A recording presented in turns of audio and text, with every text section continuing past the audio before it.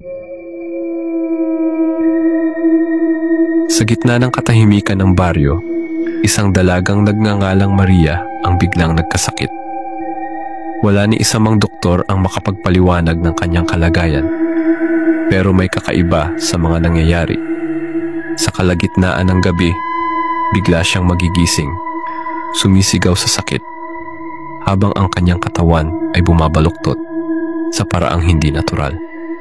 Namumutla ang kanyang balat, namumula ang kanyang mga mata, at tila may bumubulong sa kanya na lumabas ng bahay tuwing pinakamadilim na oras ng gabi.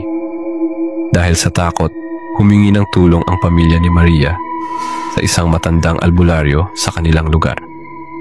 Ayon dito, hindi ito karaniwang sakit. Posibleng sinasapian si Maria ng yanggaw, isang uri ng sumpa na unti-unting ginagawang aswang ang isang tao. Ayon sa alamat, ang yanggaw ay isang kondisyon kung saan ang isang tao ay nagkakaroon ng di mapigilang pagnanasa sa laman ng tao. Kapag nagpadala siya sa uhaw na ito, tuluyan na siyang mawawala at magiging ganap na nilalang ng dilim. Habang lumilipas ang mga gabi, mas lalo pang lumalala ang kalagayan ni Maria.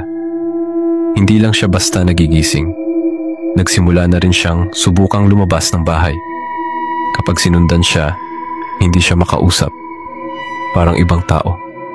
Palihim siyang umaalis at bumabalik lamang bago sumikat ang araw. Duguan, tahimik, at waring wala sa sarili. Hanggang sa isang gabi, hindi na siya bumalik. Kinabukasan, nagsimula ng kumalat ang mga bulong-bulungan sa baryo.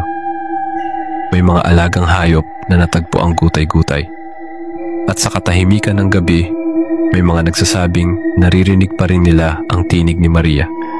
Umiiyak, humihingi ng tulong, umaaling-aungaw sa pagitan ng mga puno.